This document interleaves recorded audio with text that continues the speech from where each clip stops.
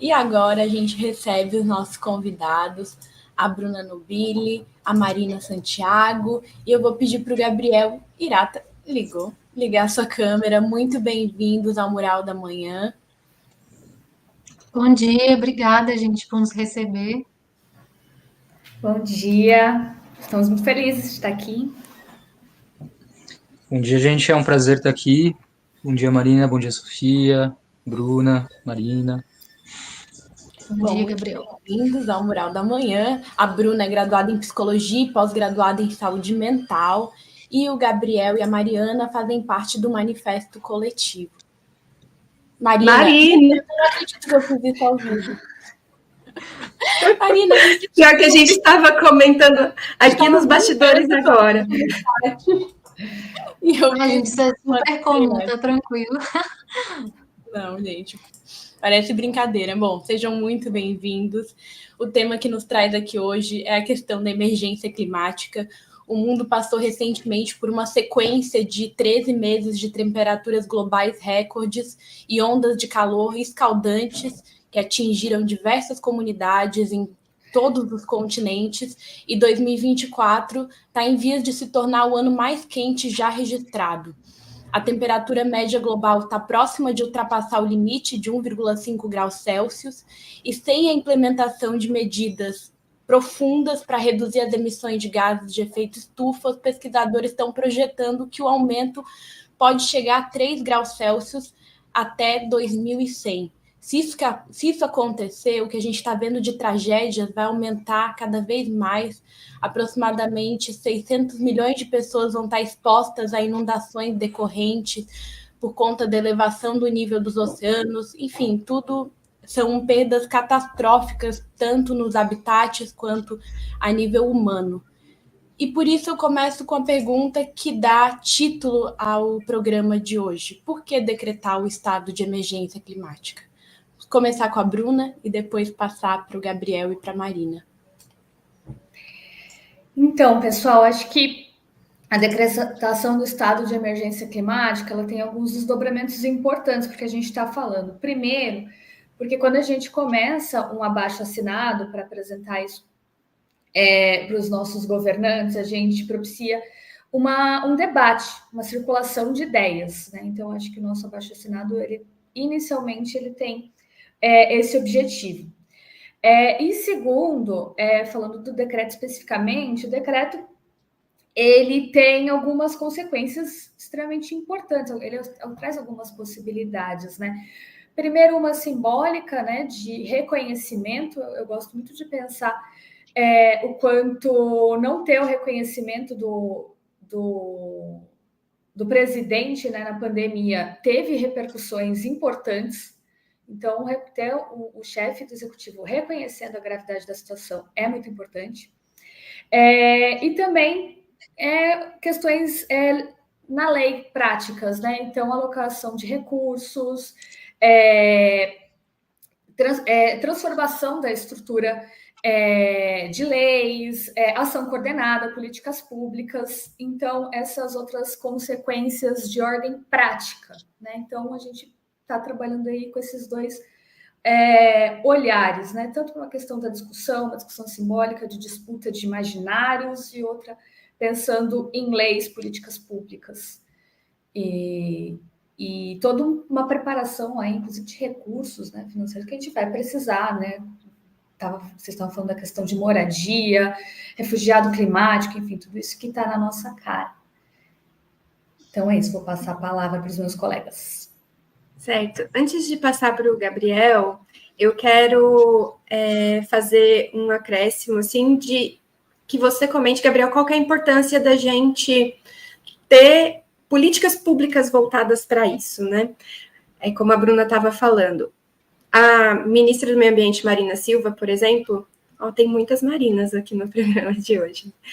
Ela fez um anúncio há algum tempo atrás dizendo que dentro do governo se estuda decretar estado de emergência climática em 1.038 municípios brasileiros, que são os mapeados como os mais vulneráveis às mudanças climáticas, como uma forma de dar uma atenção específica para esses municípios, Então, eu queria que você comentasse um pouco da importância desse tipo de ação. Por que pensar políticas públicas voltadas à prevenção de eventos extremos e né, garantia de melhorias para a população é importante?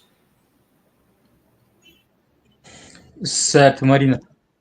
E aí, aproveitar um gancho também, né? Eu estava escutando a conversa de vocês um pouco antes, aí você comentou que esse assunto é um assunto comum, assim, na roda dos seus amigos, né? E aí eu acho que é importante dizer que isso é raro, né? É raro, assim, talvez seja mais dentro de uma certa bolha, assim, que a gente consiga trocar uma ideia, assim, sobre isso. Mas esse é um assunto raro e acho que essa é um pouco da ideia do manifesto também, né? Poder que esse assunto circule, assim, no almoço de família de domingo, assim, sabe? Na troca de ideia no ponto de ônibus, assim. Porque é um assunto realmente urgente, né? Eu acho que além da degradação do ambiente que a gente viu nesses últimos eventos, nesse ano ali no Rio Grande do Sul, agora no mundo assim mais recente na Espanha, que a gente vai ver uma degradação social mesmo, né? Imagina você morar num país em que você garantia a vida por conta, né, proteger a sua vida por conta dos efeitos ali da crise climática, né? Então, o nível de insegurança que isso vai causar, o nível enfim, de anomia social mesmo, né? Se é que a gente já não vive num certo estado, né? Mas como isso vai piorar exponencialmente, assim, né? E aí eu sinto que essa ideia de decretação em alguns municípios, ela vai muito de encontro da ideia de que tem alguns municípios que vão sofrer mais, né? E municípios geralmente mais pobres mesmo, né? Acho que é uma consequência aí que a gente tá já percebendo, né? Os mais pobres eles vão ter menos condições de se restabelecerem após uma catástrofe, né? Por exemplo, ali no Rio Grande do Sul, uma das soluções bem ridículas, assim, para usar o termo certo, do governador foi construir cidades provisórias, assim, né? Basicamente, as pessoas eram jogadas ali num espaço para viverem da maneira que dava, para poder, enfim, sobreviver de alguma maneira e nenhum aparato ali em relação à saúde, educação, trabalho para essas pessoas, né? Então, acho que vai um pouco nessa ideia, assim, de pensar políticas públicas, pensando nessa prevenção dessa população, mas para além disso, né, acho que o manifesto tem essa ideia de trazer mesmo a importância, a urgência do tema, como e não com uma frase de efeito, assim, né, mas uma realidade mesmo. A gente é a última geração que pode fazer ainda, tentar articular alguma coisa para que os efeitos se reduzam minimamente, né, e que a gente possa tentar começar a pensar uma contrapartida, assim, a gente é literalmente a última geração que pode fazer isso, né. O pessoal ali do coletivo, tem pessoas que tá mais, Marina, por exemplo, está mais ligada ali à pesquisa, né? Eles sabem mais, assim, em relação a dados, para falar especificamente, assim, né? Mas, só para dar um exemplo, assim, que eu tenho agora na cabeça, assim, né? Desde os anos 70, assim, já se falavam sobre isso, sobre esses efeitos devastadores, né? Clube de Roma, um clube de empresários ali da Europa, já falavam que se não parasse a aceleração do processo ali do capitalismo, do jeito que está, o mundo ia entrar em um colapso ao menos ali em 2030, 2050, por aí, né? Então eles já sabiam sobre isso, assim, né? Há muito tempo, assim, né? E aí o que a gente está vivendo, as previsões, assim, são realmente desesperadoras, assim, né? E é importante que se fale isso, né? Sem medo de causar algum tipo de mal-estar, assim, sabe? Porque essa é a realidade dos fatos. Sim. Marina, um dos grandes inimigos desse manifesto e de se decretar uma emergência climática é o negacionismo climático. E aqui no Brasil e no mundo ele é, em grande parte, propagado pelo agronegócio. Inclusive, recentemente, no nosso país, a gente teve um movimento por parte do agro de modificar os materiais didáticos para que não aparecesse coisas negativas ao agronegócio e não fizessem a ligação do agronegócio com o desmatamento e com o aumento do efeito estufa e da mudança do aquecimento global. Queria te perguntar sobre isso, sobre como que atua o negacionismo climático dentro disso e nos impede de decretar um estado de emergência climática.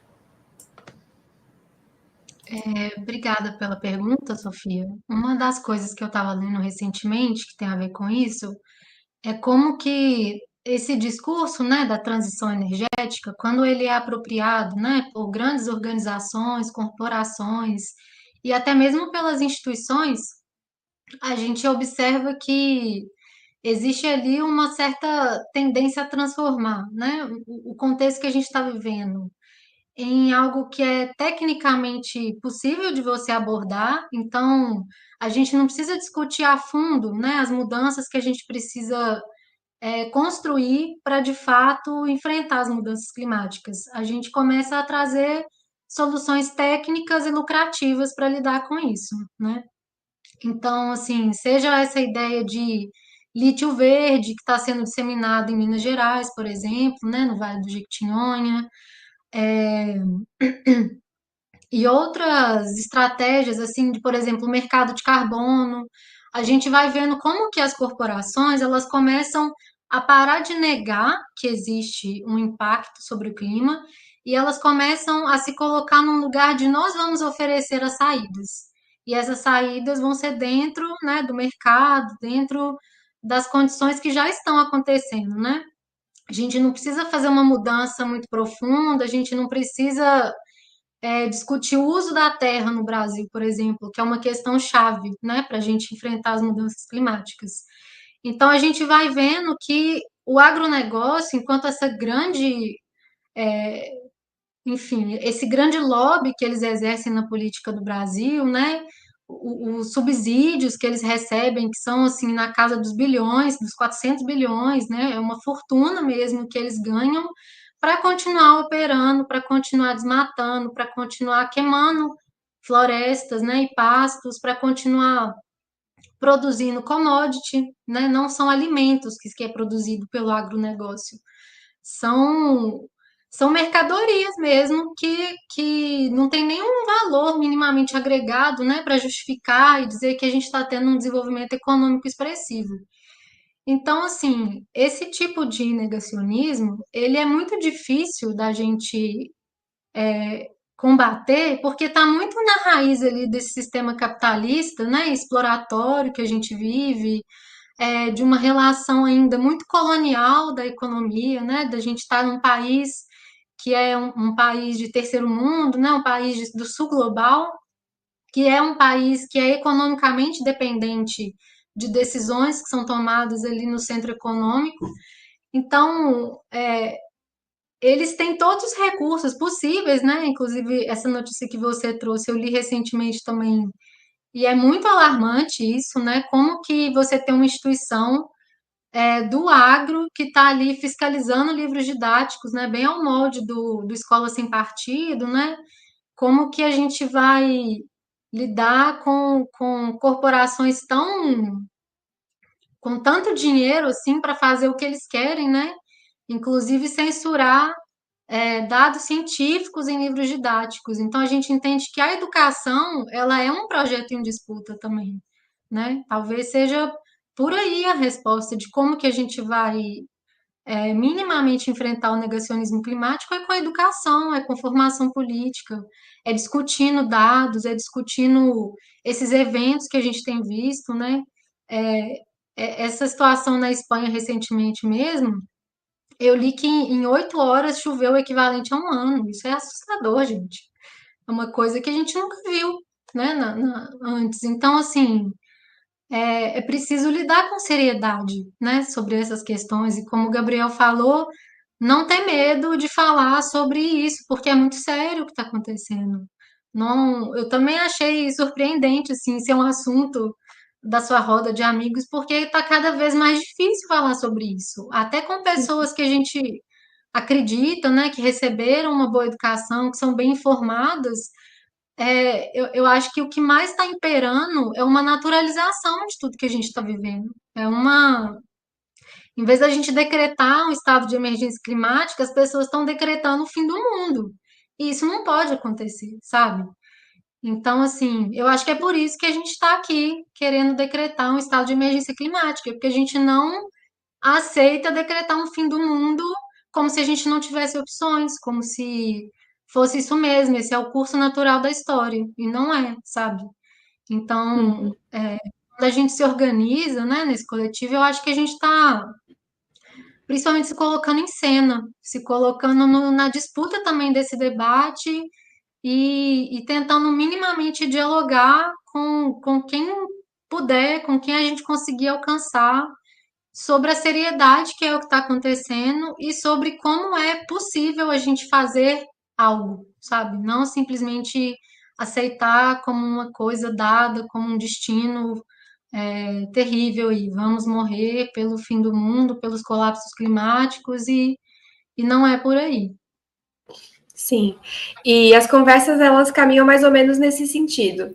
Como é que acontece, assim, geralmente? A gente está falando sobre futuro, como é que a gente vai se planejar para o futuro, e aí a conclusão é: que futuro?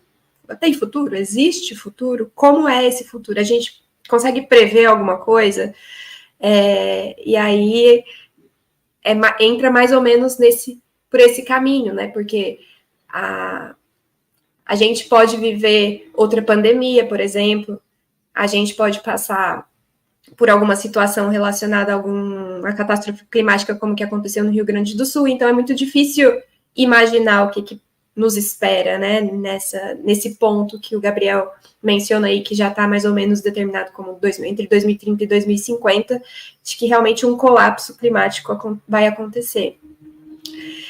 E vocês trouxeram nas suas falas elementos que dá para a gente ficar aqui por horas e horas conversando, né? Mas eu quero explorar um específico com a Bruna, que é a forma como se lida com a natureza, a saúde mental e a educação também, né? Agora nessa última fala da Marina, como mercadorias.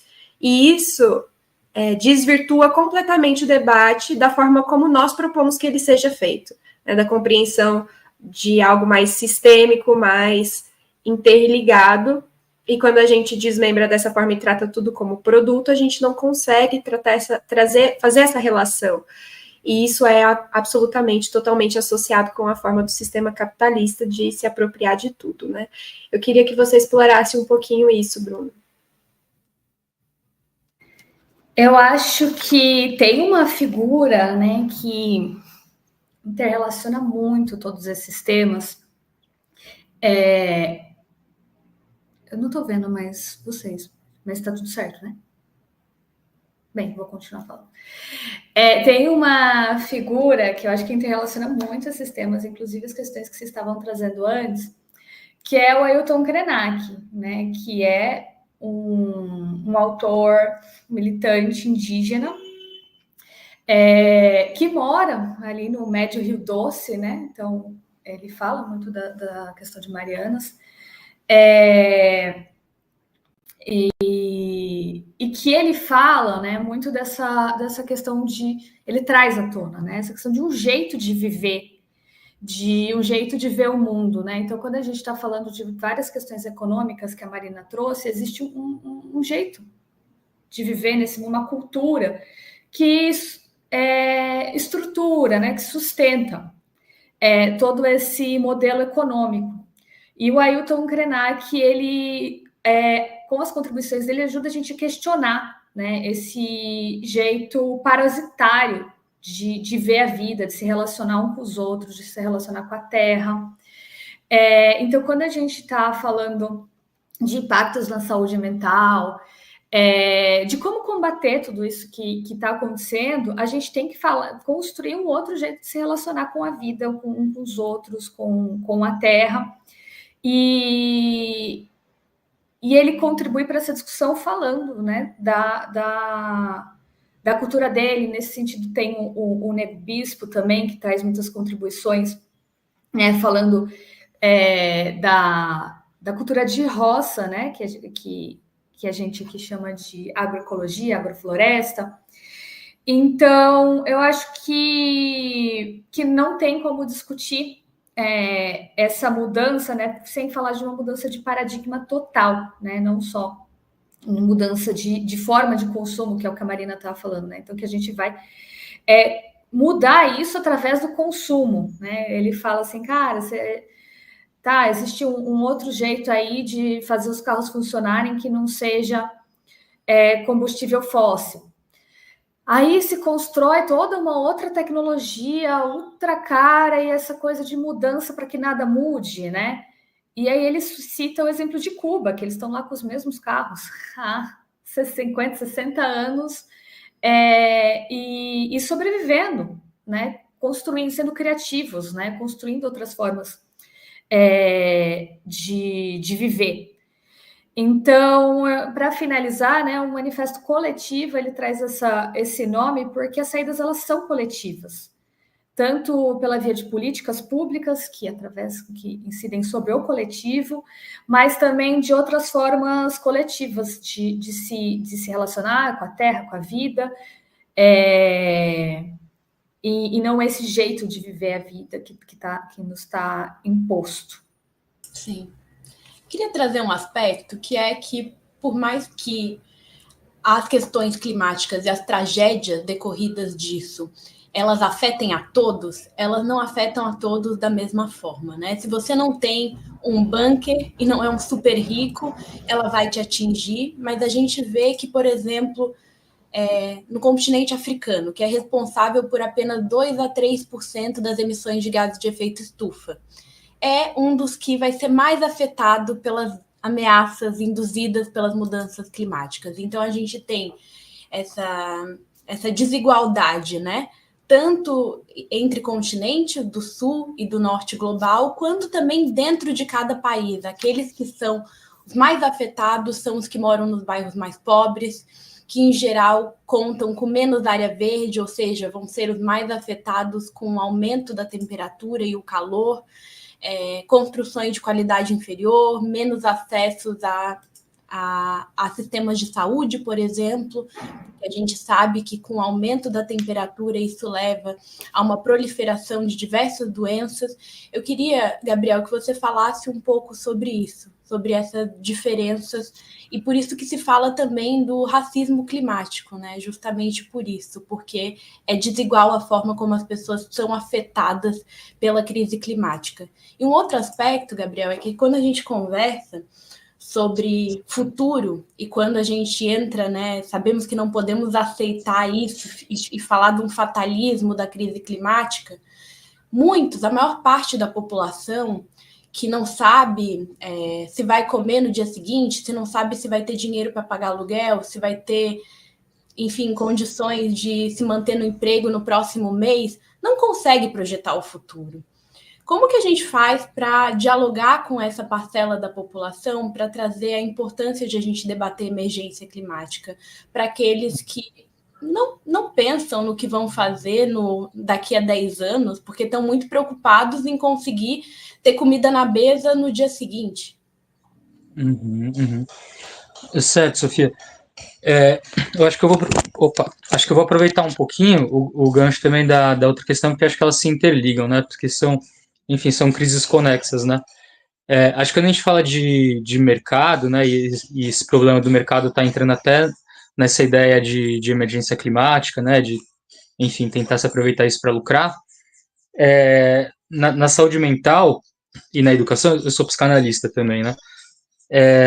Existe um mercado de comportamentos, né? Se você for para pensar assim, né? Hoje em dia, não só na saúde mental, na educação, mas enfim, na sociedade no geral, um mercado em que você chega lá e compra um pacote ali de terapias e tal para te ensinar como você tem que se comportar, né? São as terapias, digamos, mais populares, assim, né? Estou aqui batendo mesmo na teoria, na TCC, né? Terapia cognitiva comportamental, mas não só nela, né? A gente vê os coachings, assim, na maneira como essa ideia de falar como você deve se comportar, tendo a régua ali um certo comportamento do que é o certo. Esse comportamento sempre é o quê? Uma dominação racional sobre a emoção, né?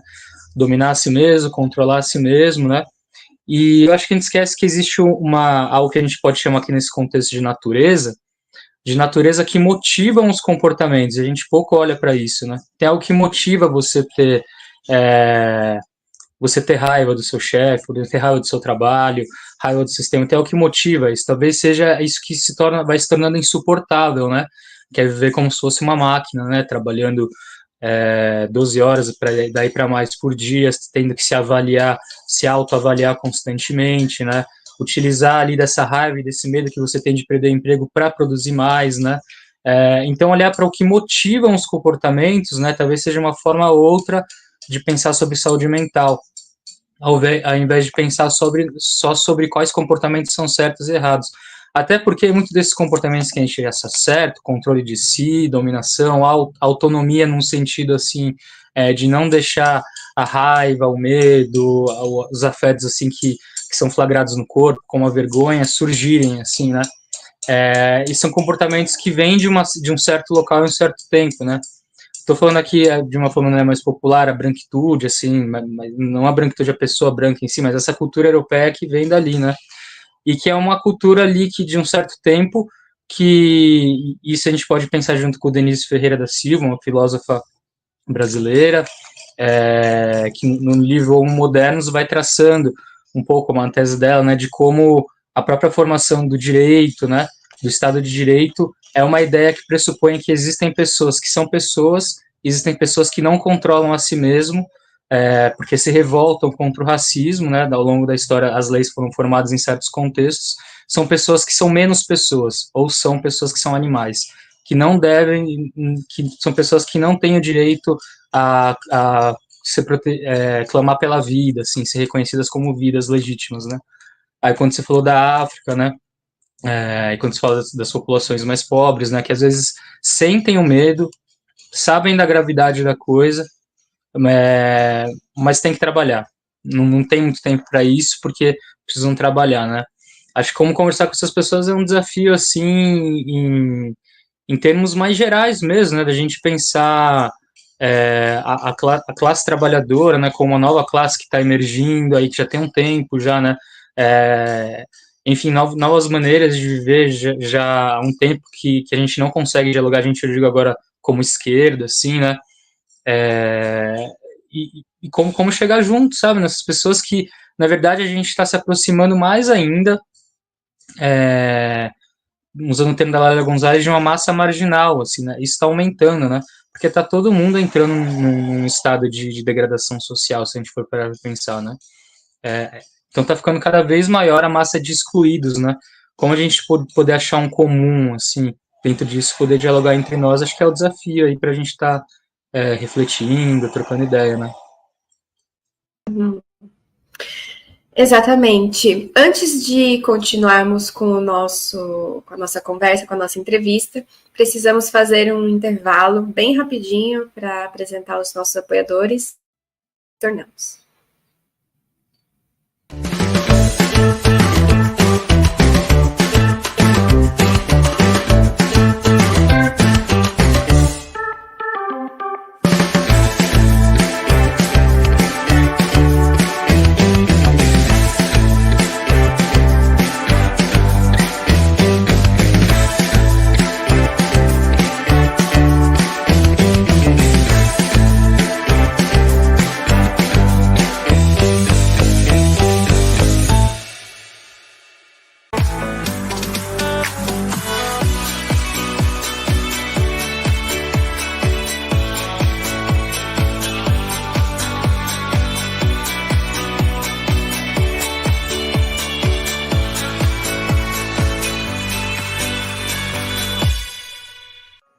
Desde a pandemia, o Portal Desacato e a Cooperativa Comunicacional Sul enfrentam grandes desafios, mas a gente segue firme. E isso é possível graças aos nossos apoiadores culturais e leitores e leitoras amigas que acreditam na nossa missão. A nossa equipe, com dedicação diária, transforma recursos limitados em uma programação rica e eventos de qualidade para todos e todas. O Portal Desacato representa Santa Catarina nos fóruns nacionais, defendendo a mídia alternativa com orgulho e responsabilidade. Mas para isso continuar, nós precisamos garantir um direito básico para a nossa equipe, o 13º salário. Por isso, convidamos você a fazer parte dessa conquista. Apoie o nosso Catarse para que possamos oferecer à nossa equipe o reconhecimento que nós defendemos para toda a classe trabalhadora. Juntos, nós podemos tornar esse direito possível para todos os nossos cooperados e cooperadas. Afinal, nós somos todos de Desacato.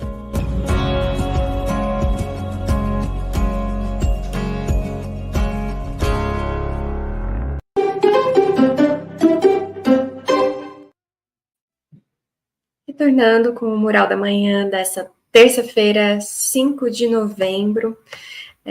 Agradecer aqui os nossos apoiadores culturais, que são sindicatos, Federação de Trabalhadores e movimentos sociais que apoiam a Outra Informação e o jornalismo livre independente aqui de Santa Catarina, que são Sinasef, Sinergia, Sindipreves, FESESC, Sintrazem, Sindisaúde, Sinjusc, Sintracebs, Tiel, Sintesp e Simisul. Caso você represente alguma entidade e também quer fazer parte desse coletivo, entre em contato com a gente por esse telefone que está na tela, o 48988077742. Mas você que não representa nenhuma entidade, mas nos assiste, nos acompanha aqui pelo portal Desacato, também quer contribuir, você pode fazer isso se tornando um leitor ou uma leitora amiga. As informações estão no portal desacato.info, aparece um banner. Quando você clica nele, abre a página com todas as informações. Outra forma de acessar essa página é escaneando o QR Code que está na tela. As contribuições podem ser mensais, anuais, começam em valores como R$10 e nos ajuda muito a manter a nossa programação diária aqui para vocês, o nosso portal funcionando, as nossas redes sociais atualizando de tudo que acontece no Brasil e no mundo. Você também pode contribuir pelo Pix, que é desacato.contribua.pix@gmail.com, qualquer valor, a qualquer momento. E contribuindo de alguma forma com o portal Desacato, você concorre toda segunda-feira ao sorteio de um livro, em parceria com a editora Insular, que nós sorteamos da coleção Pátria Grande, na segunda-feira, junto com a Rosângela Bion de Assis, durante o JTT. Então, participe, nos apoie. Quem sabe você pode ser o felizardo ou a felizarda que vai ganhar um livro na próxima segunda-feira. E aqui, já trazendo os nossos convidados de volta à tela, e falando em livro, quero fazer um gancho com a resposta da Bruna, que falou do Ailton Krenak. E sempre que alguém menciona o Ailton Krenak, eu pego um livro dele para ler um trecho, porque ele é genial, né? Não tem como, membro da Academia Brasileira de Letras. E para dialogar com a Marina, eu vou ler um trechinho aqui, que também traz um pouco do que o Gabriel estava falando. Ele diz assim, esse aqui é A Vida Não é Útil, né? Ele também tem outros 2 livros geniais, que são Ideias para Adiar o Fim do Mundo e Futuro Ancestral, que falam sobre o que a gente está falando aqui. Mas aqui nesse ele fala assim, viver a experiência de fruir a vida de verdade deveria ser a maravilha da existência. Alguém vai dizer, mas tem tanta gente que vive em dificuldade material que tem que morar em lugares de miséria e violência. Porém, os lugares de miséria e violência fomos nós que criamos, não têm existência por si. Todas as guerras em curso por aí são produzidas por nós. Também não podemos ficar alimentando essa ideia de destino. Ah, aquele monte de gente sofreu, passou por aquela desgraceira toda, morreu, mas era o destino deles. Isso é uma sacanagem. Não é destino deles, nem meu, nem de ninguém. Nós estamos aqui para fruir a vida. E quanto mais consciência despertarmos sobre a existência, mais intensamente a experimentamos. Esse trecho, ele nos mostra como que esses problemas, essas problemáticas que nós tratamos, elas não são algo da natureza, né? Elas são algo criadas e alimentadas e intensificadas pelo modo de vida que nós temos hoje, que é o sistema capitalista, né? Quando a gente fala vamos lutar contra o sistema, estamos lutando contra o sistema capitalista, que é que nos oprime, que nos explora. De que forma, Marina, a gente pode incorporar essa ideia que, dialogando também com um pouco do que a Lil traz aqui nos comentários, né, de que nós somos animais, de que quando a gente se destaca da natureza dessa forma, a gente está criando certas crises, essa é a raiz de certas crises, né? De que forma que a gente incorpora isso, a luta que vocês trazem aqui com o Manifesto da Emergência Climática, por exemplo, a luta pela defesa da natureza. Marina, eu acho que isso vai muito ao encontro dessa discussão, né, sobre como que a gente vem naturalizando alguns processos sociais, econômicos, né, e artificializando a biodiversidade em si, né? A gente age como se a economia fosse uma lei da física, inquebrável, né, incontornável. Tem aí sempre essa discussão sobre manter a inflação num determinado nível, e aí a taxa de desemprego pode aumentar porque isso controla a inflação, e esses tetos de gasto, né, agora o arcabouço fiscal, são formas que a gente vai construindo de colocar essa economia acima de tudo, inclusive acarretando, né, recentemente num corte aí de 18% do um valor que seria destinado para a transição energética para não extrapolar, né, esse teto aí do arcabouço fiscal. Então, é muito isso que a gente tem visto, sabe? Como que a gente naturaliza a economia, a gente torna ela uma quase que uma entidade incontestável, e a gente precisa atender ali as demandas do mercado e tudo. E só que a gente esquece que não se produz floresta, né? Não, não é uma coisa que você vai lá na fábrica e produz uma floresta, produz uma interação ecossistêmica, essas coisas não são desse lugar, né? O máximo que a gente pode fazer é plantar e cuidar, né? A gente pode plantar árvores, cuidar de árvores, esperar elas crescerem, mas a gente não tem essa capacidade de produzir. Então, eu acho que tem que meio que desconstruir essa noção que a gente está há muito tempo imersa nela, né? Como a Bruna falou, é uma mudança de sentido que a gente tá trazendo também. É uma outra concepção de vida, de sociedade, socialização, né? Que com quem a gente pode de fato aprender sobre isso são os povos indígenas. Então, assim, o que a gente precisa fazer para poder fruir desse lugar é, de fato, cuidar dos povos indígenas do nosso país, é lutar pelos direitos, é lutar contra o marco temporal, é pressionar por demarcação de terras, né? Apoiar essa autonomia deles de continuar fazendo a gestão do território, porque sem eles a gente já estaria num cenário muito pior. Quem está ali protegendo a floresta amazônica, né, na linha de frente, são os povos amazônicos, são os povos indígenas da Amazônia. E a gente precisa aprender com eles, a gente precisa entender que a gente não tem todas as respostas, que a nossa cultura, né, o nosso modo de sociedade tem causado essas catástrofes, tem produzido esses problemas, e que não necessariamente nós teremos todas as respostas e soluções, né? A gente precisa, de fato, dialogar e ouvir quem está nesse cuidado há muito mais tempo que a gente.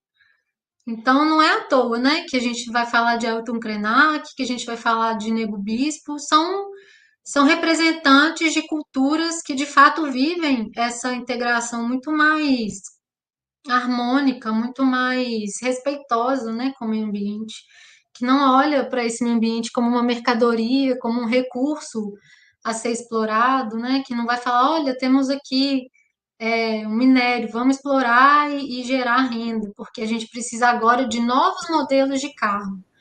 Não, a gente precisa de um outro modelo de vida. Então, eu acho que é por aí, assim, é a gente entender que o nosso lugar agora é muito mais de ouvi-los, de defender com unhas e dentes os direitos dos povos indígenas, inclusive sendo radicalmente contra a exploração de petróleo na foz do Amazonas, porque vai novamente prejudicá-los, né? Já tem o próprio IBAMA redigiu um relatório colocando isso como uma grande questão. Então, o que eu vejo é nesse sentido: defesa dos direitos dos povos indígenas e aprendizado, aprender com eles. Excelente, Marina. Bruna, Vai acontecer agora, em novembro, do dia 14 ao dia 16, se eu não estou enganada, o G20, o encontro G20 social, e também a Cúpula dos Povos. E um dos eixos desses dois eventos é a situação climática. Que expectativa que você tem desses eventos?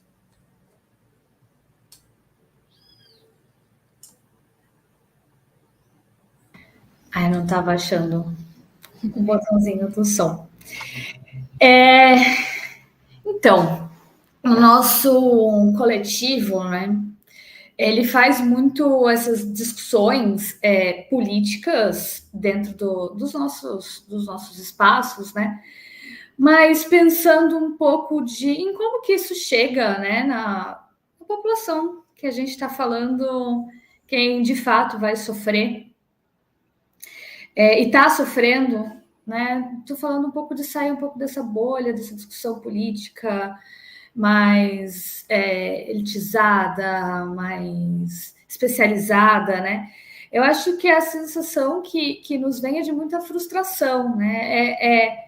O Lula tem feito discursos muito bonitos, né, no espaço internacional, ele se sente muito mais à vontade, mas é muito frustrante, porque a gente vê o quanto isso não se converte em políticas públicas reais, muito pelo contrário, né? O governo aqui no Brasil tá muito engessado, rendido. Então, pensando, né, num efeito aí que eu tenho falado, né, simbólico de reconhecimento de falas importantes e tudo mais, tem sim a sua importância, a sua relevância, mas quando a gente vê, né, a Marina trouxe a questão do petróleo na Foz, é muito difícil, né? A gente sabe que o Lula e não liberar isso, enfim, vai ser uma grande luta, né? A gente não pode ser ingênuo. Então, eu queria trazer essa perspectiva, em vez de entrar em discussões muito acadêmicas, especialistas de rodas. Acho que agora, após eleições, a gente está muito cansado dessas análises, né? Então, eu acho que o nosso coletivo ele traz muita questão para o povo, de que a gente precisa fazer pressão, nós que somos os mais afetados por essas decisões feitas em altas cúpulas, com pessoas, né, que vão lá com seus jatinhos fazer essa discussão. Então, eu acho que a nossa fala, a nossa posição, ela vem muito para trazer isso para a questão popular, pressão popular. Perfeito. E na semana passada nós entrevistamos 2 organizadores da Cúpula dos Povos, que é um evento paralelo que acontece em paralelo ao G20, muito para explicitar essas contradições que você apresenta, né? Então, estão eles reunindo líderes globais que chegam nos seus jatinhos e não têm compromissos nos seus próprios países, mas fazem falas muito bonitas, né? Mas, enfim, não agem de forma substancialmente necessárias, né? Não fazem o que precisam fazer para mudar de forma substancial a realidade. A COP16, que aconteceu em Cali na semana passada, por exemplo, terminou sem nenhum encaminhamento maior que realmente dê alguma mensagem, né? Nem o Fundo Internacional para Mitigação dos Efeitos das Mudanças Climáticas foi aprovado, que era a maior expectativa, foi rejeitado, principalmente pelo centro do capitalismo, né? Pelos países que determinam quais políticas avançam ou não. Então, acho que é muito importante essa tua observação, que, enfim, vai muito de encontro aos debates que a gente tem feito por aqui. Para finalizar, eu queria passar para a Marina, então, para fazer aqui uma saudação final, né? E como que as pessoas podem se juntar a vocês, conhecer mais do manifesto coletivo, onde que podem acessar esse manifesto, né, esse decreto de emergência climática, como que faz para conhecer melhor do trabalho de vocês? Então, a gente está no Instagram, né? Através do @manifesto.coletivo. Lá tem uma arvorezinha de links, então vai ter links tanto para o nosso abaixo-assinado, né? Que está no change.org. Tem link para o nosso grupo do WhatsApp, que é basicamente a nossa porta de entrada, né? Então, a gente tem datas específicas em que tem uma plenária para receber pessoas que possam ter o interesse de fazer parte do coletivo. A última foi domingo agora. Acredito que a próxima seja daqui 15 dias, mas não tenho total certeza ainda se já foi definido. E temos também um blog, né, que a gente está colocando ali, fazendo um repositório das nossas publicações. A gente desenvolve alguns textos, né, com pequenas pesquisas, assim, sobre assuntos que a gente entende que são necessários da gente discutir nesse momento. Então, a gente traz alguns dados, faz algumas discussões e tenta principalmente trazer a noção de não da gente não se abater, né? Da gente não ficar num estado ali de ansiedade climática, né? Como tem se dito, assim, mas da gente se organizar mesmo, se somar para fazer proposições, assim, né? Então, o manifesto ele é um chamado mesmo para quem está a fim de entrar na cena, de quem está a fim de propor, de debater, de não baixar a bola assim completamente, falar, nossa, estamos arruinados, é isso, não tem mais o que fazer, né? Por mais que muitos dos acontecimentos estejam muito fora, né, do nosso alcance de controle, não tem como a gente prever uma ação direta que vai cessar, né, essas mudanças climáticas, mas a gente entende que há muito que possa ser feito, sim, para a gente prevenir um estado pior do que o que a gente já se encontra, né? É sempre bom lembrar que quando governos do mundo todo se reuniram, né, para cessar, por exemplo, a emissão daqueles gases CFCs, né, que se constatou a questão dos buracos de camada de ozônio. Houve uma mobilização internacional em torno disso e a gente vê resultados concretos, né? Hoje em dia, esse é um sistema que não está em colapso, então é bom para a gente entender que nem tudo está perdido, é possível a gente agir, é possível a gente tomar medidas que cessem, né, esse cenário catastrófico e medidas que protejam também, não só nós, pessoas aqui que podem sofrer essas catástrofes, né, como as enchentes, os incêndios, mas toda a biodiversidade. Então, para quem quiser fazer parte, né, dessa construção, quem quiser debater mesmo essas saídas, essas propostas, quem quiser fazer pesquisa, quem quiser fazer divulgação, a gente está aberto para receber por esses links, né, esses acessos que eu passei, e a gente espera que mais gente se some mesmo, né, porque precisamos de cada vez mais pessoas assinando o manifesto para que a gente consiga fazer uma pressão real, né, nesse nosso objetivo, que é decretar o estado de emergência climática. A gente precisa de mais assinaturas, a gente precisa de mais mobilização para caminhar com isso e, de fato, exercer ali algum poder de voz, né, nesse cenário político tão desigual que a gente vive. Posso Muito só passar um obrigada. recado? Gente, Claro, só Pode, vocês falaram do G20, né? A Marina também falou sobre o coletivo agora. A Bruna bem lembrou ali desse problema do G20. E vão ter protestos aqui em São Paulo e no Rio de Janeiro, né? No dia 16, a Marcha pelo Clima e a Colisão pelo Clima, e o manifesto vai estar junto lá também. Em protesto, assim, contra essa vinda do G20 para cá, né? Que a gente sabe que, enfim, como a Bruna bem falou, né? Não resolve nada, assim.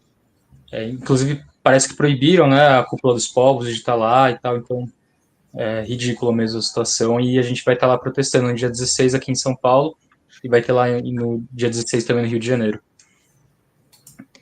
Gabriel. E está rolando uma mobilização também, né, para pressionar a criação desse fundo de enfrentamento, né, ao fundo climático. Que é muito importante também a gente se somar, né, essas assinaturas, porque não tem como os países que mais contribuem com a destruição, né, do planeta e do clima se isentarem desse cenário, né? A gente está aqui brigando por uma coisa que está no nosso país, mas a gente sabe que por mais difícil que seja o que a gente está vivendo aqui, tem países que contribuíram muito mais com a situação que a gente está vivendo, então eles precisam sim ser responsabilizados por isso, né? Exatamente. Marina, Gabriel, Bruna, muito obrigada pela presença de vocês aqui hoje. Está aqui passando no banner o link para assinar o manifesto e também aqui o arroba, que é manifesto.coletivo no Instagram, para vocês acessarem todas as informações, se juntarem. Muito obrigada por todas as informações, por todas as divulgações que vocês fizeram aqui hoje, da necessidade emergente de decretar um estado de emergência climática pela nossa vida, pela vida do planeta. Então, muito obrigada pela presença de vocês aqui hoje. Seguimos em diálogo, a porta do Portal Desacato está sempre aberta para vocês.